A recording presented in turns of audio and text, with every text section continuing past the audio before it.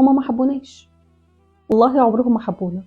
هما ممكن يكونوا بيمثلوا، بيمثلوا انهم بيحبونا عشان عارفين انهم مش هيلاقوا زينا تاني، عارفين ان مفيش في طيبة قلبنا، عارفين ان محدش هيحبهم قدنا، عارفين ان هما مهما لفوا وداروا مش هيلاقوا زينا تاني. بيمثلوا عشان مستخسريننا.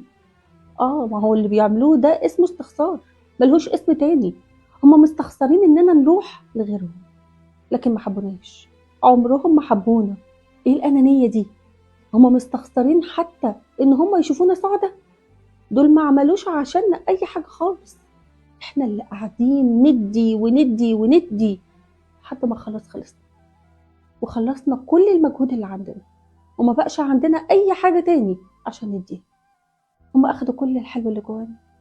هم كل اللي بيعملوه انهم يوجعوا فينا وبس، ويأذوا فينا وبس، وهم ولا حاسين بينا، واحنا برضو موجودين. احنا مطمنينهم، بس هم ما بيحبوناش، هم مستخسريننا.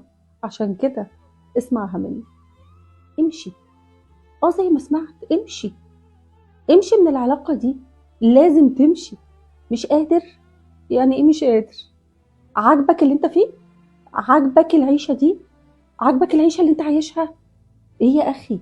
ده عيشة كلها وجع وألم وحزن، وبعدين ايه اخرتها؟ قولي، هتفضل على الحال ده لحد امتى؟ هتعيش اسير العلاقة سامة لحد امتى؟ هتفضل مع شخص كل اللي بيربطك بيه هو انك حبيته واخلصت له، بس طلع في الاخر ما يستاهلش حبك ده؟ ايه وبعدين؟ صدقني لازم تمشي. معها مني، ما تصدقهوش. ده عمره ما حبك، ده بيستغلك وبيأذيك. اللي يحب عمره ما يعمل كده ابدا، عمره ما يعمل كده مع الشخص اللي بيحبه، عمره ما يسيبه تايه تعبان محتار، لا طايل سما ولا ارض.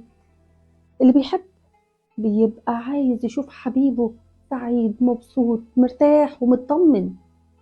يا ابني فوق لنفسك، يا بنتي فوق لنفسك. والله الدنيا ما هتقف على حد، والله هتعدي وهتبقي احسن من الاول، وانت هتبقى احسن بكتير من غيره. قوم وابدأ من جديد، استحمل شويتين واقوى شوية، وامشي لقدام واوعى تضعف، ووالله لا هتبقى احسن مليون مرة من وجودك معاه.